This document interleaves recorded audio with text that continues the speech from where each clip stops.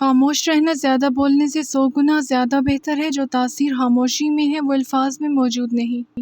خاموشی وہ گہرا پیغام دے جاتی ہے جو آپ کی گفتگو نہیں دے پاتی۔